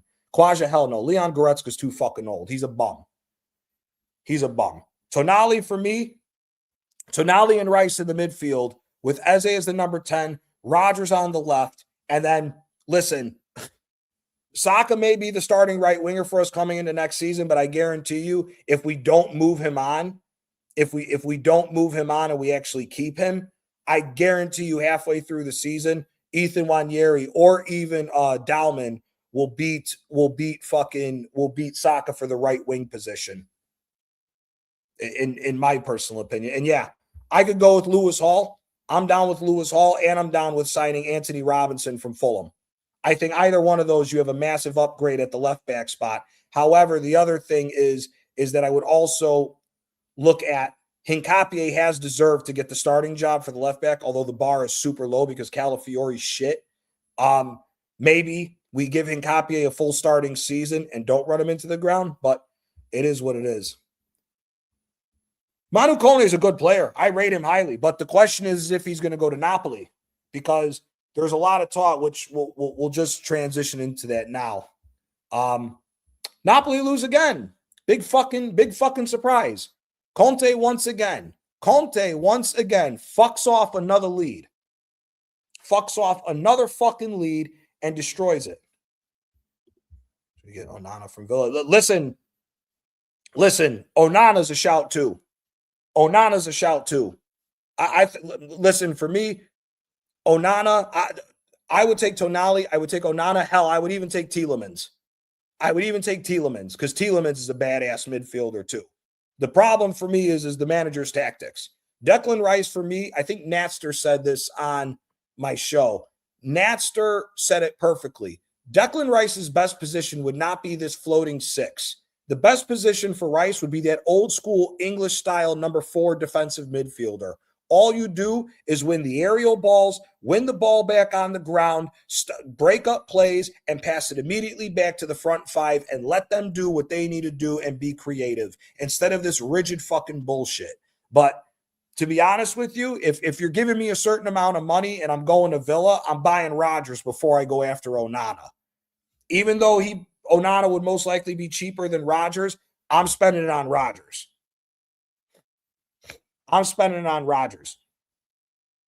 Tonali, Rodgers and Tonali for me, those are the two guys I'm going to get. And a backup left back that's also proven himself as a starter. Calafiori is shit. Big out to AJ. I want to put this out there for you guys who may not have seen this at all. Give me one sec. Kieran Tierney has missed 199 total days at Arsenal, while Calafiori has missed 218. Kieran Tierney, let me look this up real quick because I need to make sure, because this is an absolute fucking joke. Because all these top gooners swore up and down that this motherfucker wasn't that good of a player when Tierney was the best crosser of the ball on our team, and for me, for a while, was the best fullback that we had. Kieran Tierney was with Arsenal for 6 years, 1 year on loan to Real Sociedad. So 5 years, in 5 years, he missed 199 total days. Calafiori in 2 years missed 218. Sorry, I don't mean to sound like a fucking prick, but I said it a long time ago. This is an I told you so moment for all them top gooners that don't fucking know. Because that is absolute fucking horse shit that guy got put in that category and that he's been ran into the fucking ground. But back to the Serie A. This motherfucker Conte blows a lead again. Blows a lead to that piece of shit Atalanta team that just got chefed up by Dortmund in the Champions League. Now, let's all be real here. Dortmund is having a bounce back right now in the league and bounced over Atalanta, because for me, I had Atalanta upsetting Dortmund in this first round of the knockout stages of the Champions League. Rafael Palladino has done absolute wonders with Atalanta since he took over. For those that all remember, for those who were there, Rafa Palladino's first job, the first time he got the job at Atalanta, was the weekend that me and Shane did the first Rome-Napoli derby, which I think was back in October. Atalanta was in the bottom half of the table. Since then, Atalanta has moved from, I believe, 16th is where Palladino took them over, to now getting them to 7th, and they're only 5 points. They're only 5 points off of Rome and Napoli, who are in the top 4. So going from 16th to 7th and still having a fight for the Champions League position is an absolute fantastic situation right now for Atalanta. And I got to congratulate Palladino on a job well done so far with Atalanta, because he's got a 10-point buffer from him and Sassuolo. And I'll be honest with you, if he gets them European football, it's massive for Atalanta, because to drag them back from how far down they were is absolutely ridiculous. And for me, Palladino should be getting a look from Napoli to potentially be the successor to Conte, because now it's gone too far. You had an opportunity to put Juventus out of their fucking misery and get past them. You don't. You fuck up on the road and give up another 1-goal lead. When the thing that's amazing to me about Conte is this motherfucker went from a 4-5-1 offensive formation to now try to play this 3-4-3 that didn't work last year. Let's all remember something. Conte tried playing this bullshit 3-4-3 at Napoli last year through the first couple games, and we looked fucking terrible. He goes back to 4-5-1, then switches to 4-4-2 when we sold Varashelia. We win the league. Now he goes to a 4-5-1. He wants to make McTominay a left winger, take him out of the position that he was in that got him the MVP of the Serie A last year, like a dumbass. And now he goes to a 3-4-3 formation, which apparently is the formation he always wanted to go back to. And we are stinking out the fucking joint in this formation. Injuries are piling up because the positions that we're thin on, we have to play more guys. And it's just ridiculous. And you know what? Fair play to Atalanta. Napoli didn't deserve the win. We did not deserve the win. We keep playing like shit. We're not fucking seeing any change. The fact of the matter is, Bukma, why is Juan Jesus still getting a start? This guy is accident prone, left, right, and center. Why can't fucking Bukma be the center of the back line of 3, and you start Matthias Oliveira as the left-sided center back? Or you put Buongiorno in the middle and put Bukma on the right and Oliveira on the left. Oliveira was the center back for Napoli. He switched to a center back position down the stretch that helped us win the Scudetto. What are we doing here? Why are we trying to reinvent the fucking wheel? I don't get it. It's a fucking disgrace. This guy has to go. Conte, I'm sorry. You got to go. I don't know if you need to go back to the Italian national team. I don't know if you need to take a sabbatical. I don't know if you want to go look at maybe going to Juventus, because Juventus will most likely sack Spalletti at the end of the year if they don't make the Champions League, and Italy will most likely lose the coefficient now because it looks like everybody's going out in the first round of the knockout stages. So it is what it is. And big up to Galatasaray. I hope Galatasaray smack Juventus again. Be absolutely amazing if they smoke them in Turin. But Conte, you got to go, man. I don't know what the fuck's going on with you. I don't know what's going up on here. I don't know if all the fake hair and the hair job that you got done so you didn't look like an idiot before with the major bald spot that you had before. I don't know what's going on with you, brother, but you got to get the fuck out of my club. You have cost us to spend so much money in the 2 years. You got everything that you wanted for the club, and you still figured out a way to fuck it all up. Sorry, man. You got to go. We're paying Napoli is barely worth 600 million euros. We are paying Kevin De Bruyne and Lukaku 400,000 euros a week, 1.2 million euros a month. These guys, De Bruyne hasn't played since October. Lukaku hasn't played the whole season.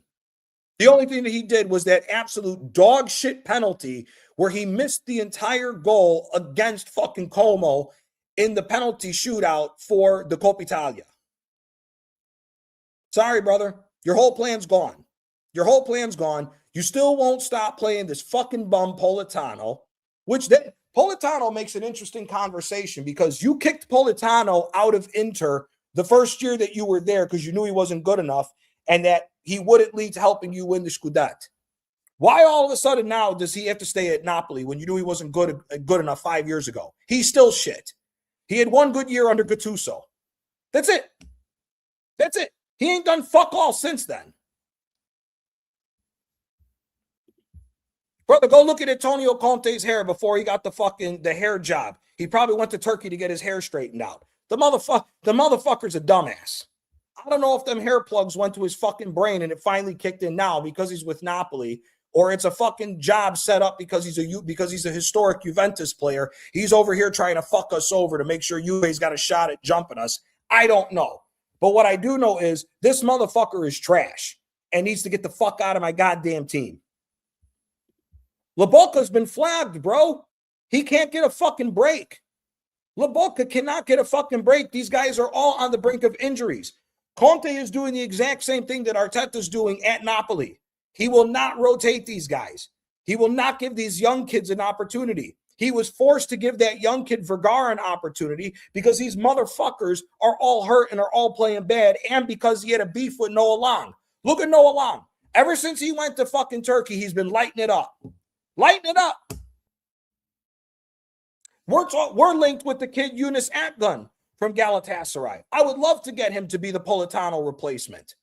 I would love to see that. And I would love to see Noah Lang come back because we need a fucking manager who knows how to play offensive football. The craziest thing to me when it comes to these fucking teams, and the same thing could be said for Spurs when they hired Jose Mourinho and they hired Antonio Conte. If you have a team where majority of your players are set up to play offensive brand of football, you get a manager that plays to their abilities. Why would you go and bring a manager in who cannot play to their abilities?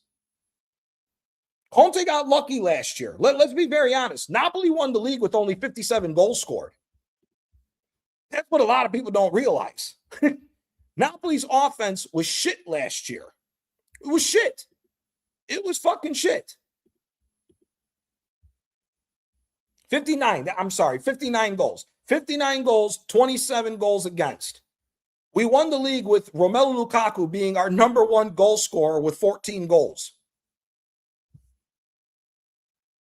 Votto was gone halfway through the year. He still was one of our top 15 goal scorers for the year.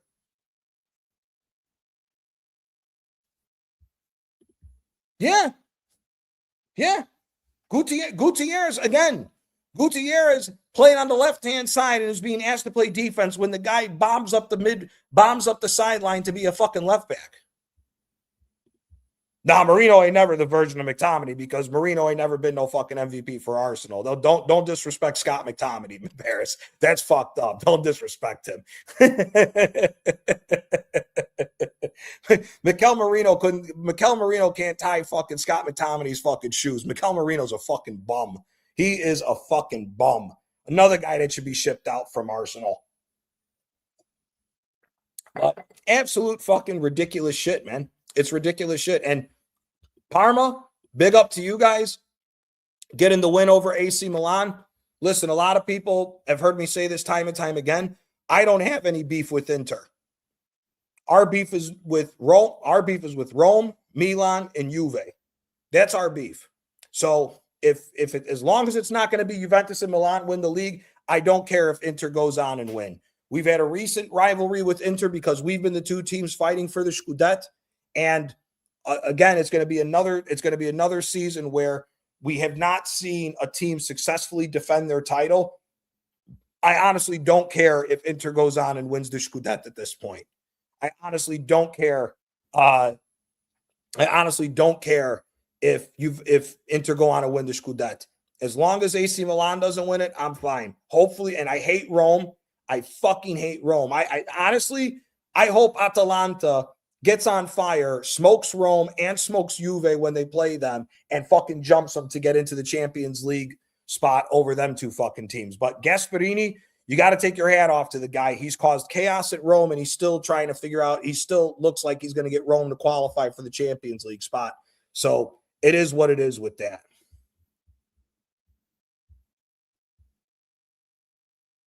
Yeah, the prison trip. That's fucking classic, Baran. That jersey was so shit. But you know what? That jersey is awesome. They should wear that more because it represents that club being the fucking scumbag club that it is. Always having to rig games and all this other shit. Fuck Juve.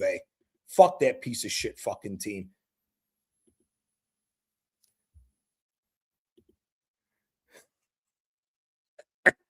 Paris, you're a classic, man. You're a fucking classic, my guy. Yeah, we did get dragged into a top. We did get dragged into a fucking top four battle. It's a disgrace. It's a disgrace that we did that. Absolutely fucking disgrace. Absolutely fucking disgrace that he's got us dragged into a top four battle. Like I said, we're lucky that we got the buffer that we have right now in the league because other than that, it's absolute fucking nonsense with what's going on. Absolute fucking nonsense. We are way off the mark. We got 12 games. We got 12 games left. That's 36 points. We're 32 points off. We would need to pick up 32 out of the remaining 36 to get back to where we were last season. And the squad overall, when you look at it player for player this season as compared to last season, is better. And we're 32 points off the mark. You know, he is ruling the fuck. First of all, that decision to sell Raspadori was absolute bullshit. And I'll tell you, we're not going to sell Lorenzo Luca to Nottingham Forest. We're not going to get lucky with that one. They're going to smell out the bullshit and get rid of that bum and send him back. And Lorenzo Luca and Hoyland combined are going to cost us 80 million. We're already down 80 million going into next year because you wanted these two fucking bums on the damn team. We should have never let go of Raspadori. He was the super sub for two Scudettes, and that's the way that you treat him. Absolute fucking disgrace. Absolute fucking disgrace. So, you know, it is what it is, man. It is what the fuck it is. It's absolute bullshit that Conte has dragged us into this fucking position, has us in a top four race when we should be fighting Inter right now for the league. AC Milan, I knew from the beginning of the year, everybody was trying to overhype that fucking team and say they were in a shout for the title. No, they weren't, bro. The fact that you started the season with Rafael Leao and Christian Pulisic as your two strikers.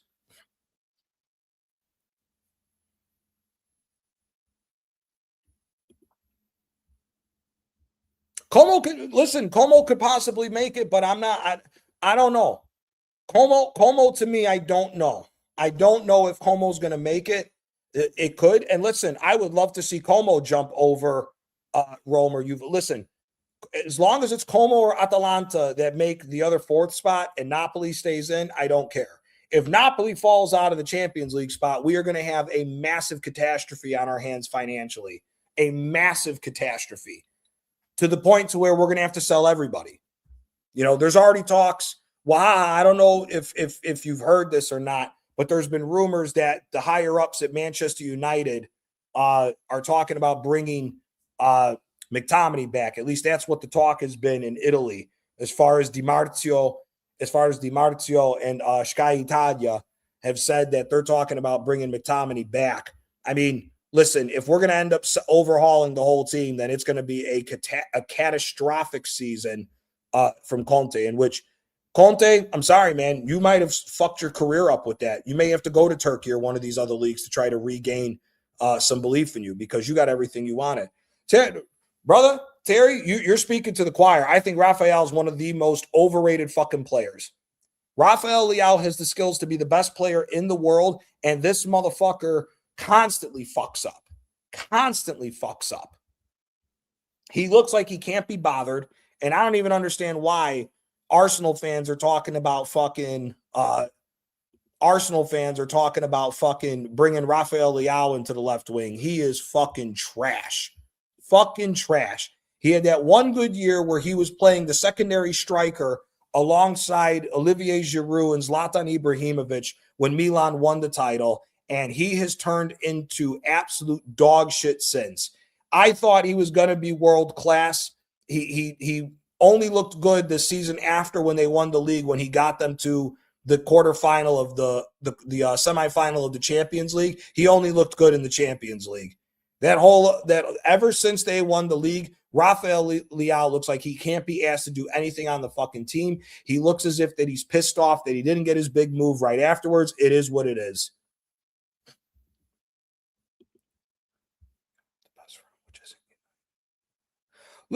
Listen, I hear it.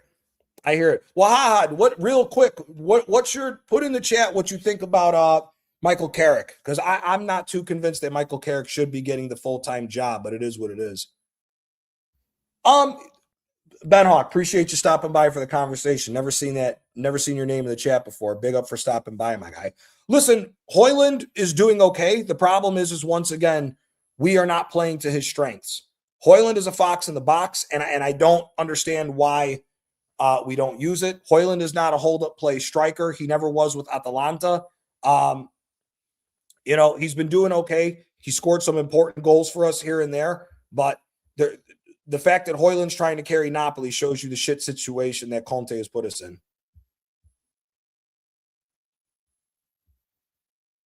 Yeah, I mean, I agreed, but at the same time, I think Leao, the reason why Leao can't be asked is because he knows that he's the talisman for Milan after he was the main person that got them to win the title.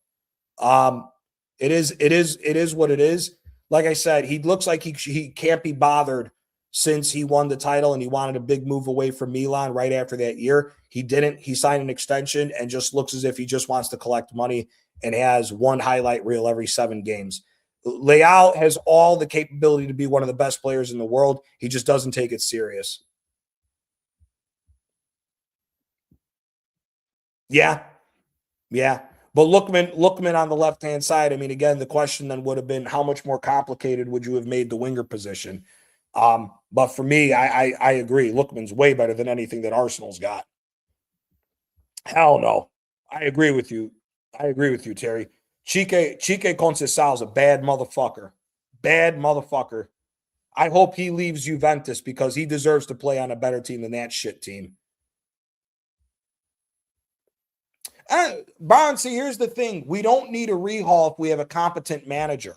If we have a competent manager that wants to play an offensive style of football, we have the team to run it back next year and go on and win. Again, I've said this numerous times. If you're gonna do a pivot to where you're gonna let go, listen, Lukaku, Politano, and De Bruyne absolutely are non-discussion. They need to go.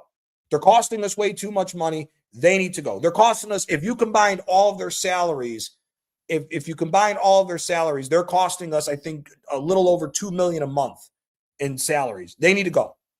They need to go. If you bring Noah Long back, if you sign that Yunus Akın kid from Galatasaray, and you go out and get a competent striker, I think Napoli can pivot and go right back to win the Scudetto next season. I 100% believe in that.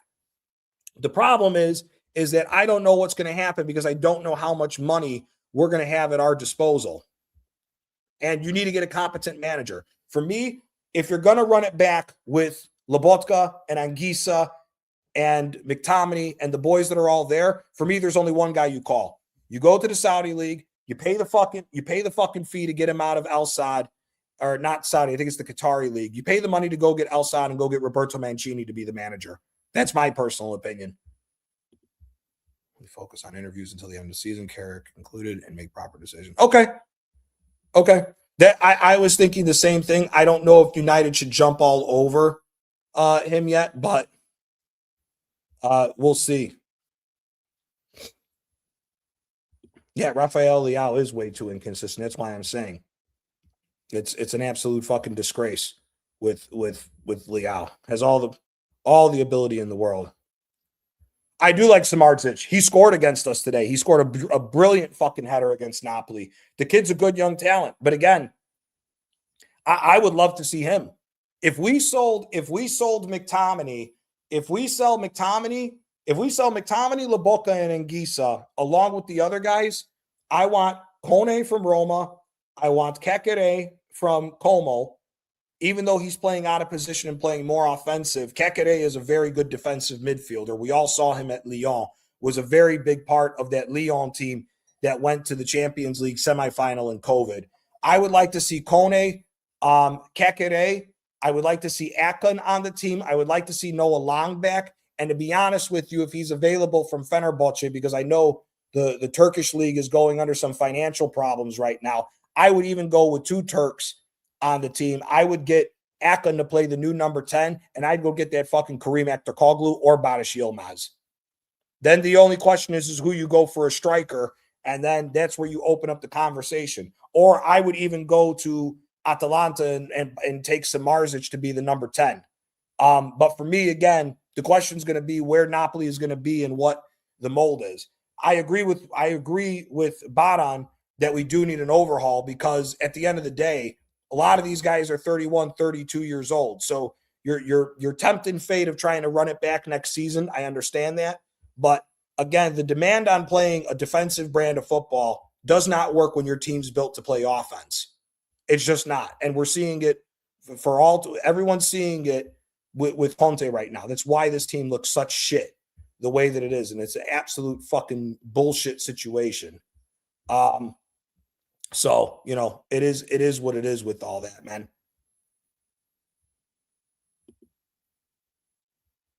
Oh, yeah, 100%.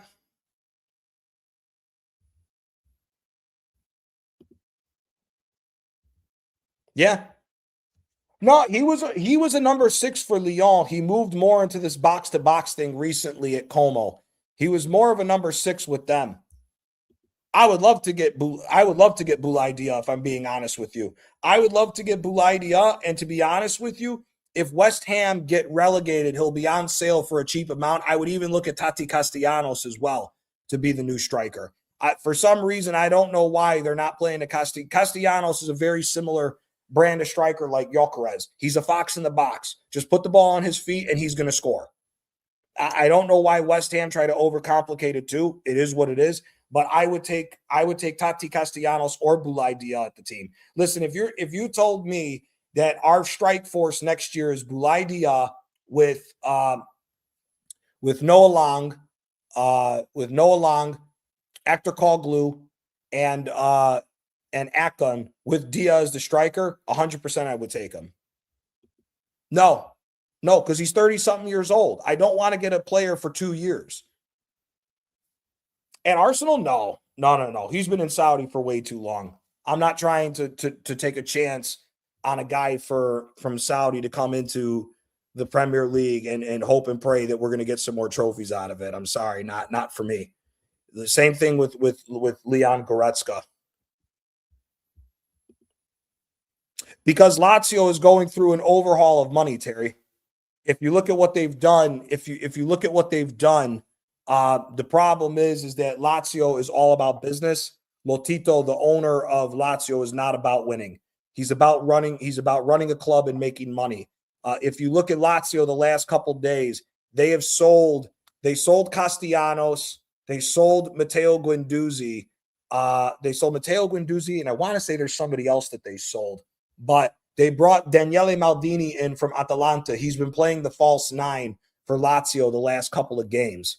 Yeah, they have too many old players. That's what I'm saying. You have to make a decision of what you're going to do. Budamir's a good striker, but again, I think, isn't Budimir about 31, 32 years old? I really don't want to take a chance on somebody that old anymore. We need Napoli's at the point in time where we need to fight. Yeah, Budamir's 34 years old. No, I'm good on that, man. I don't need that. Napoli's about to be in a position again with where we were when we fucked off Ancelotti for no reason. We need to build a new cycle of players that are young enough for us to be able to see them grow across 5-6 years and be able to consistently challenge for trophies in Italy. I don't want to see too many old players anymore. I'm so done with that shit. Yeah, we'll see. It's going to be a big task for Napoli, because now that Michele has left Napoli to join Berta at Arsenal, we're going to see how this board is going to handle everything. A lot of questions are going to be asked of De Laurentiis and Giovanni Manna this year, because They backed the hills to Conte, and I hope it didn't fuck us financially, but it's starting to look like it will because again, we owe 80 million coming into next year. He'd be a good option, but the problem with Frankie de Jong Quaja for Arsenal is he's way too injury prone. He's way too fucking injury prone. He's not consistent when it comes to health. He's been injury prone for the last few years at Barcelona. He is a good player when he's actually healthy, but again, I don't know if I'm ready to risk crazy money for Frankie de Jong to be possibly as injury prone as Saka has been this year, if I'm being quite honest with you. He's a baller. He's a very good midfielder. But I don't know if I'm risking that amount of money for somebody who's not there. But yeah, just at the end of the day, to go back to what you were saying, Terry, yeah, we have too many old players. That's why I'm saying Napoli is in a position where they have to pick and choose what they're going to do. If you're going to go into next season with maybe one or two additions and you're going to go for a Scudetto, but know you're hitting the eject button the following year to overhaul the squad, you have to make a decision of what manager you want. The guys for me that I'm looking at is either Roberto Mancini, if you look at the situation of he could take a pivot this year, try to run it back to win the Scudetto next year. And if not, Mancini, as long as he does well, you keep him at the job and you overhaul the team. You still bring in a team that's going to play good football under Mancini, and then you make it a 2-year project to go back and win the Scudetto. If you're going to hit the eject button now, then it opens up the conversation for different coaches. There's Roberto De Zerbi that's available, who I would talk to. There's Vincenzo Italiano that used to be at Fiorentina, that's at Bologna now, that I would talk to. I would even look at Rafa Palladino at Atalanta with what he's done. There's a couple of coaches that I would look at for Napoli, but again, at the end of the day, you need to figure out what we're going to end up doing as far as what's the plan going forward with this team.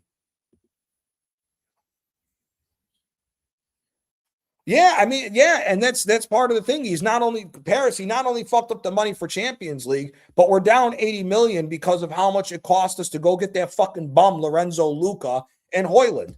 Luca cost us 30 million, 6'7" for no fucking reason. The guy can't hold off no defenders. The guy's 6'7", can't jump over a fucking credit card. He's a fucking bum. Unless he's putting in tap-ins, he's garbage. Another player that got overhyped for one fucking season. It's ridiculous. It's ridiculous. If we were going to spend money like that on a striker, we should have went out and got fucking Retegui after what he did last year for Atalanta.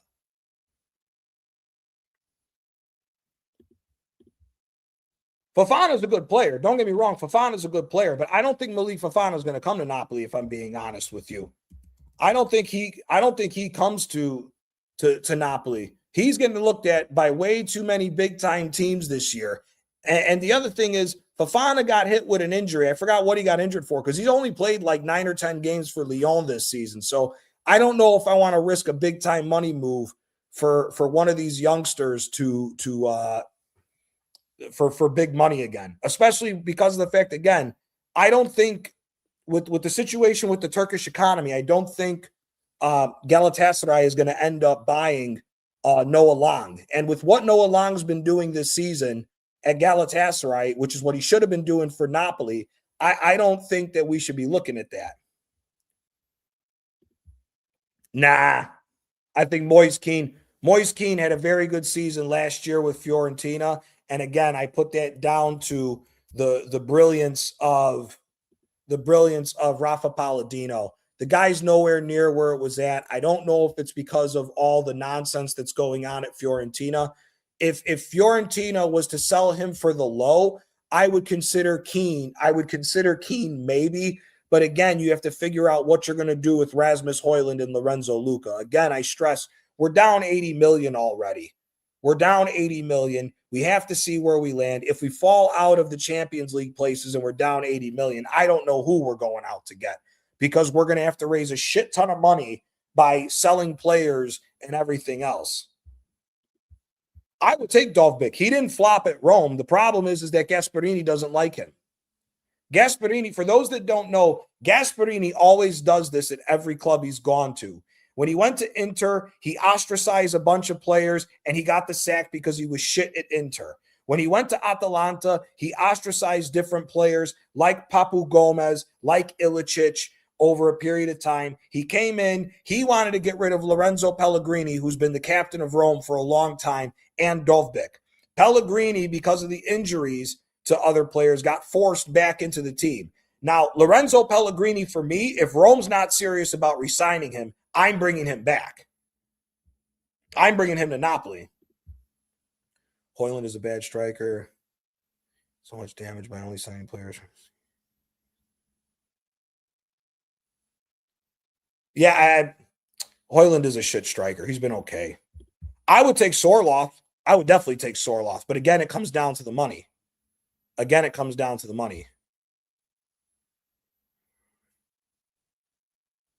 Now, Keane last year was a flash in the past, man. It was a flat. It was lightning striking. That was it. Moise Keane had great potential when he was a youngster. And then the move to PSG, he went down the shitter. Ever since then, he was shit. He got a one-off good year because Palladino was placing him as a false nine in that 3-4-3 offensive play that he plays, like we're seeing with Atalanta. He got a real good kick out of him, and that was it. He went right back to shit this year. I don't think Moise Keane is that good. Yeah, he kicked out Zapata as well because that's just how Gasperini is. He's a weird dude.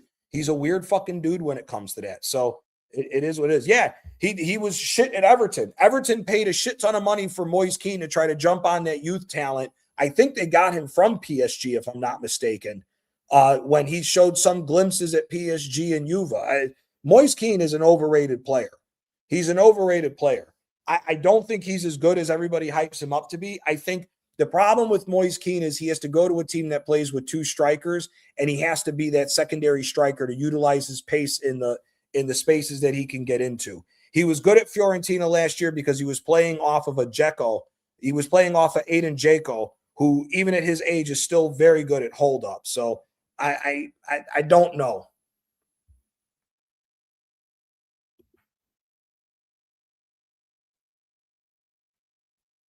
Yeah, exactly. Yeah, exactly. But uh yeah, man, that's basically it. Look, the Serie A is what it is. The top four battle is looking to be better than the actual league overall because Inter's just going to get ready to run away with it now. I mean, 21 wins, one draw, and four losses. They've scored 21 goals more than AC Milan. They've scored 19 goals more than Juventus. By far the best offense. Rome has the best defense, but Rome just doesn't have the offense to continually go through. Yes, they scored 3 goals today, which is massive for them. They've jumped into third place because of the goal differential. So listen, it's turning out to be an interesting top four race, but Inter's already won the league, in my personal opinion, unless Inter does a massive fucking drop. Uh, yeah, trust me, I'm loving the Juventus, this Juventus collapse. I'm loving it. This team has deserved this for so long. And may it continue. May it continue. The problem with AC Milan is AC Milan is dealing with so much money problems, and the ownership of AC Milan is Redbird, and I don't know if Redbird is going to be able to get them. They used to be owned by a Chinese consortium. They sold it to Redbird.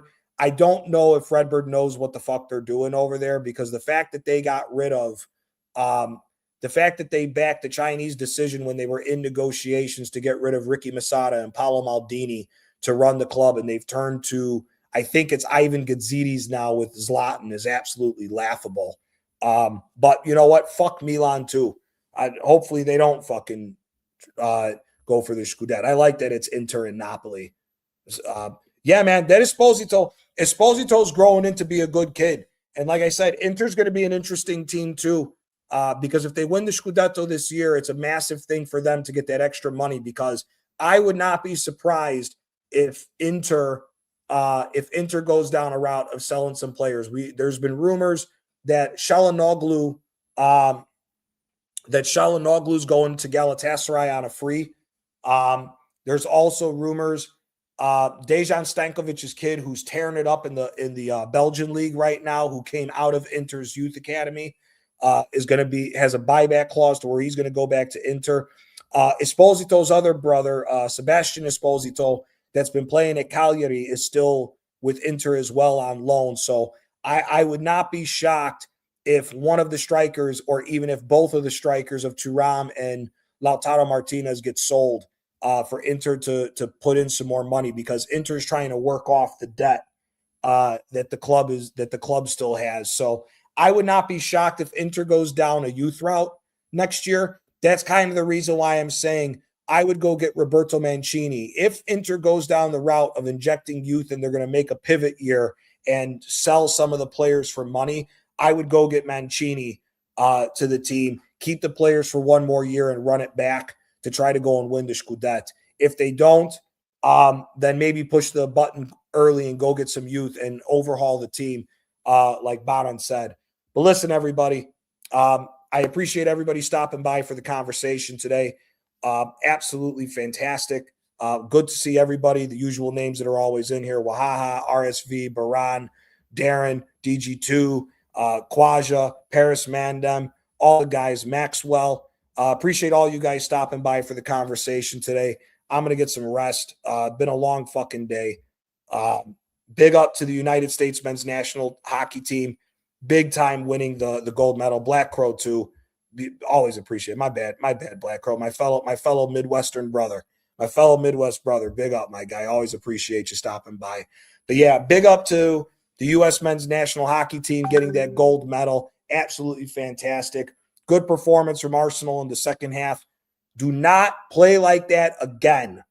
Let's push forward. Let's win this fucking league. Let's win this fucking league, this league cup. We need 2 trophies this year, and we'll see what we do in the fucking Champions League.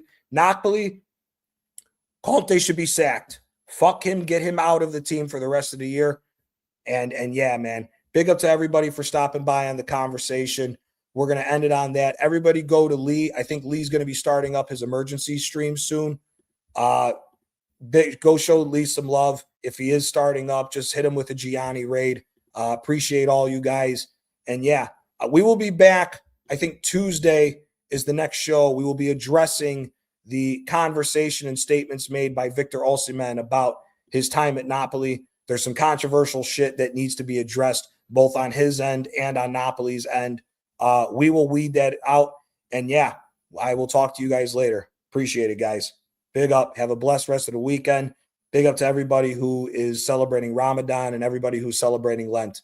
Hope you guys have a good rest of your weekend and a good week as well. Big up, guys.